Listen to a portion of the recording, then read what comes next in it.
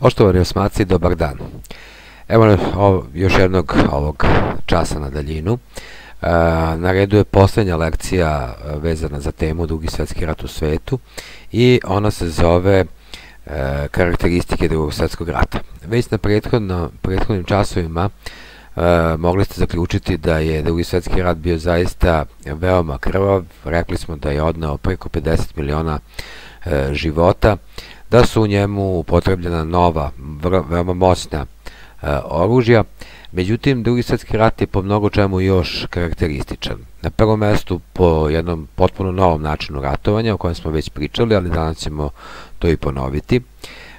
Zatim, po okupatorskim režimima, koji su pre svega Nemci sprovodili kada su okupirali pojedine zemlje, po delovanjima pokreta otpora, savezničkim konferencijama, ali po najviše po masovnom stradanju civila, po čemu se ovaj rat zaista izdvaja od ostalih. Što se tiče strateških osobina ovog rata, pre svega u ovom ratu je došlo do upotrebe jedne potpuno nove strategije ratovanja, takozvanog blitzkriega, odnosno munjevitog rata, koju su, ajde tako kažem, izmislili Nemci, odnosno nemački generali. Blitzkrieg zapravo predstavlja usklađenu upotrebu više rodova vojske, avijacije, tenkova i pešadije, a upravo zbog upotrebe avijacije izbrisane su razlike između prve linije fronta i pozadine, nečega što je bila karakteristika Prvog svetskog rata, pa se iz tog razloga ovaj rat naziva i totalnim ratom. Zaista, u prve 2 godine rata, od 1939. do kraja 1940. godine, Nemci su koristeći ovu strategiju zaista na jedan brz način uspeli da praktično okupiraju veći deo Evrope i na taj način su mislili da će uspeti da porazi Sovjetski savez, a videli ste da im to ipak nije pošlo za rukom. Takođe, u pomorskim bitkama posebnu ulogu su imali nosači aviona. Takođe, često su korišćeni padobranski desanti, a na Dalekom istoku vodile su se žestoke vazdušno-pomorske bitke. U periodu između dva rata aviotehnologija je veoma uznapredovala, dok su recimo u Prvom svetskom ratu avioni više služili za izviđanje, za neke, da tako kažemo, špijunske stvari. U Drugom svetskom ratu, zahvaljujući napretku aviotehnologije koja je doprinela konstrukciji zaista moćnih aviona, avijacija imala izuzetan značaj.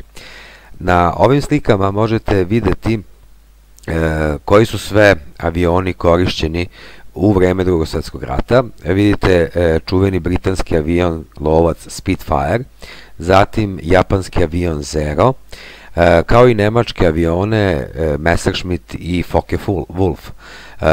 Tu je takođe i bio i američki bombarder B-17.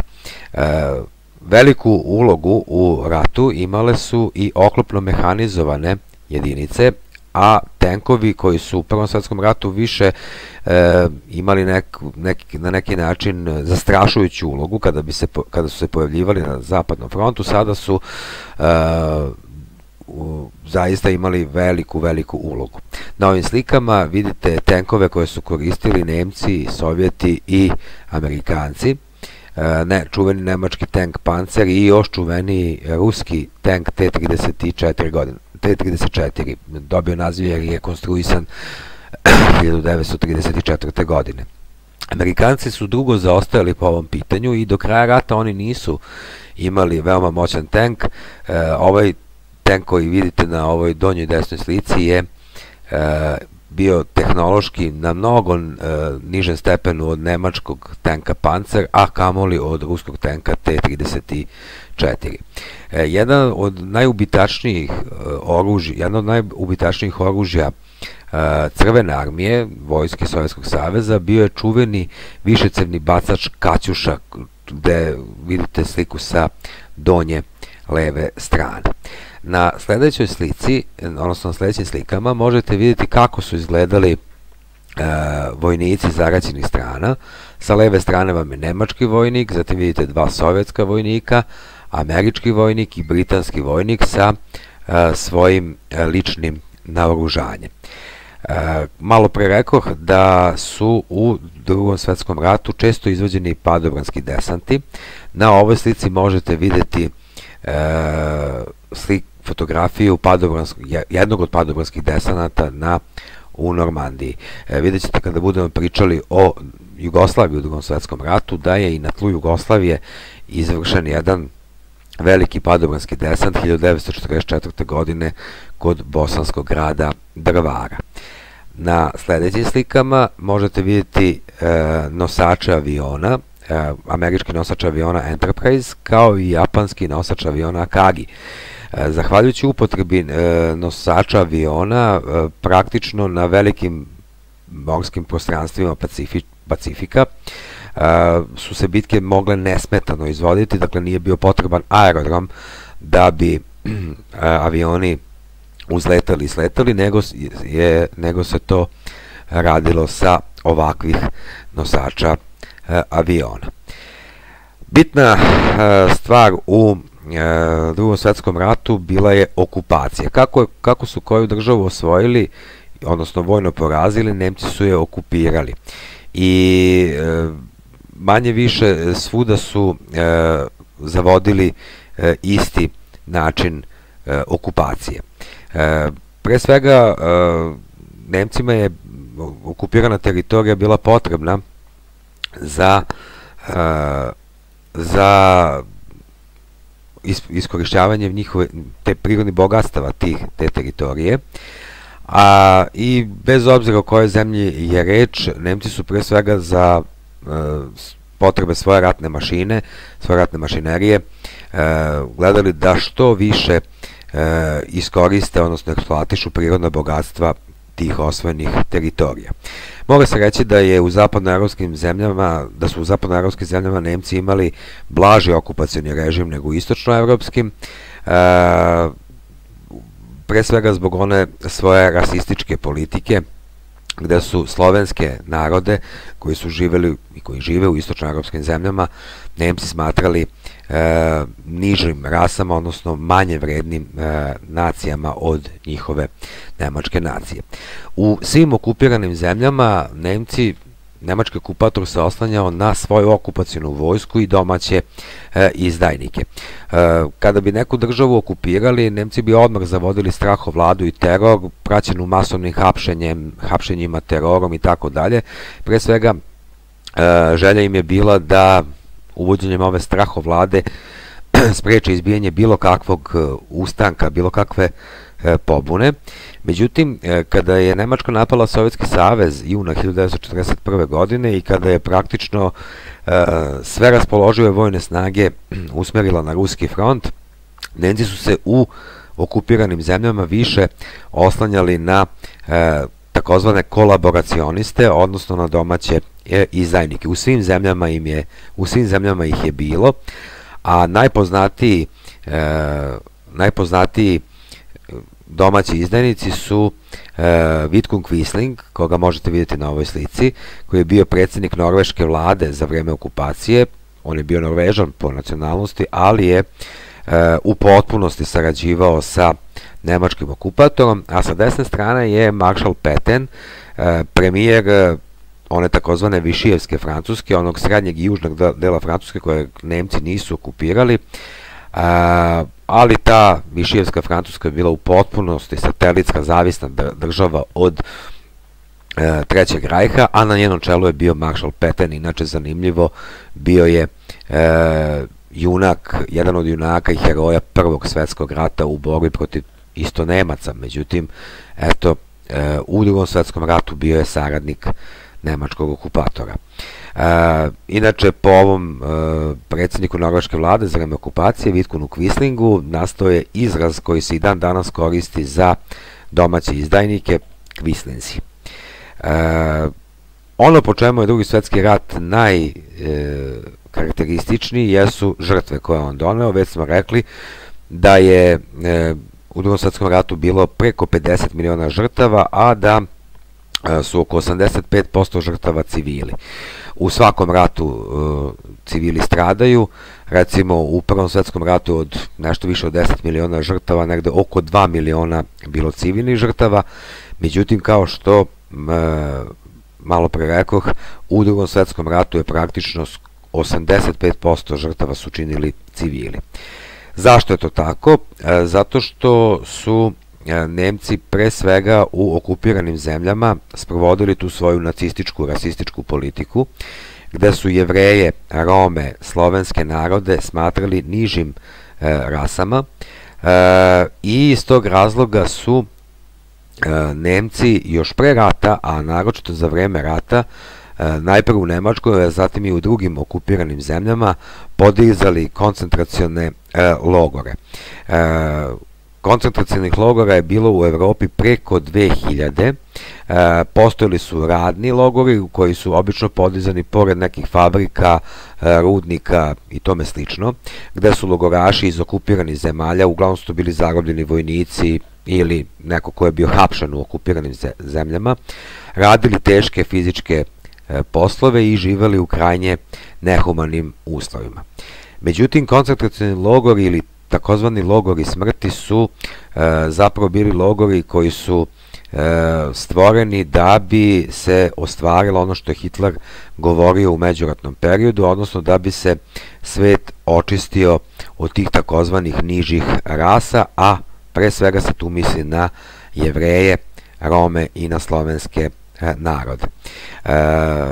Širom Nemačke i širom okupirane Evrope podignuti su logori i logoraši su u njima ubijeni masovno u gasnim komorama da bi zatim bili spaljivani u krematorijumima. Najveći logor koji je podignut svih vremena je logor Auschwitz, odnosno Osvećim u današnjoj Poljskoj, kao i logori Dachau, Mauthausen, Treblinka i Buchenwald. Pošto su Jevreji najviše stradali u tim logorima, smatra se da ih je ubijeno preko 6 miliona, nastao je i jedan termin koji označava sistematsko ubijanje Jevreja i uništavanje Jevreja u Drugom svetskom ratu, a to je holokaust. Danas se svakog 27. januara obeležava dan sećanja na žrtve holokausta. To je dan kada su 1945. godine vojnici Crvene armije oslobodili Auschwitz i videli strahote. Na ovim slikama možete vidjeti kako izgledao Auschwitz.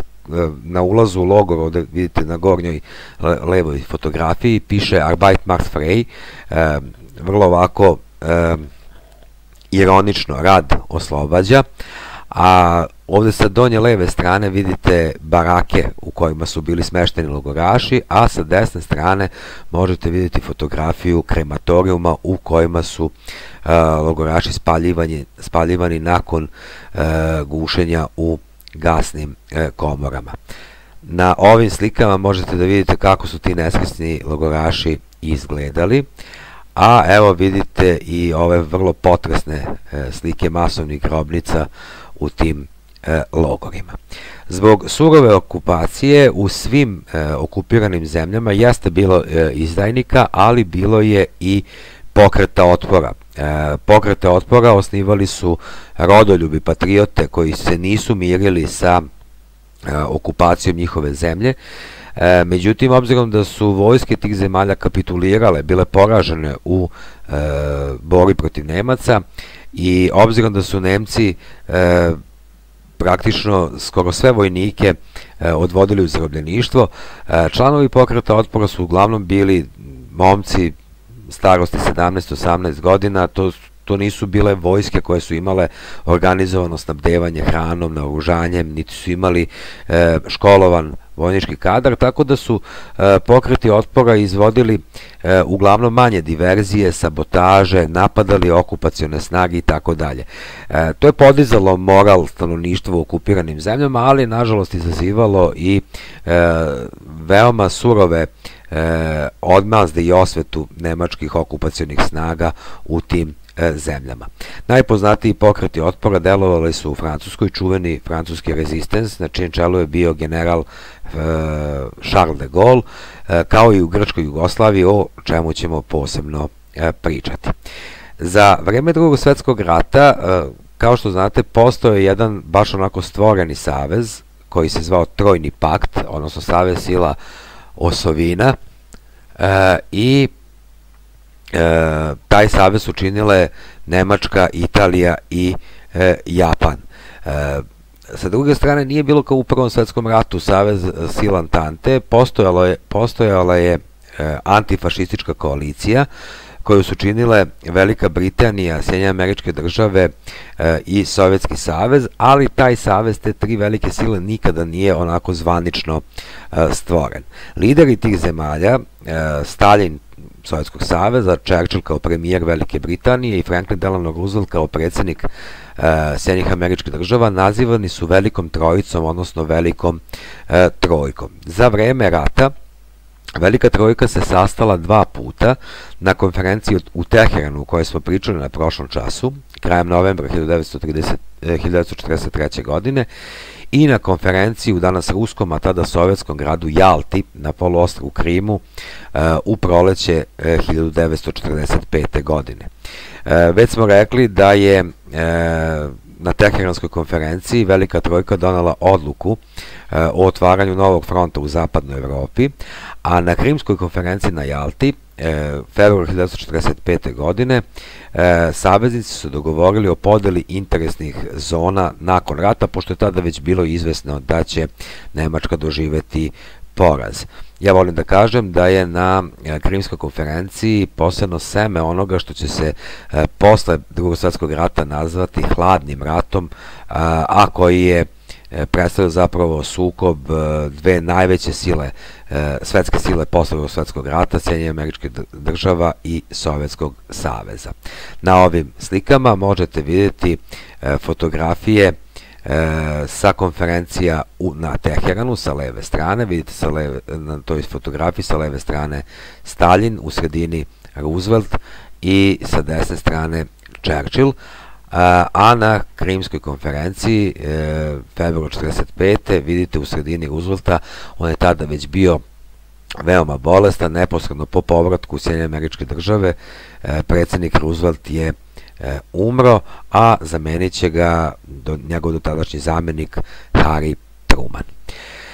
Evo, to je dakle priča o karakteristikama Drugog svjetskog rata. Vaš zadatak biće da ovu prezentaciju naravno pogledate, odnosno ovaj snimak pogledate, da zatim u sveskama prepišete ono što vam ispod stoji kao tekst za svesku, a zatim da uradite test tamo na Google učionici će vam stojati kada i kako da taj test uradite. Ja vam se zahvaljujem na pažnji i nadam se skorom viđenju. Hvala i prijatno.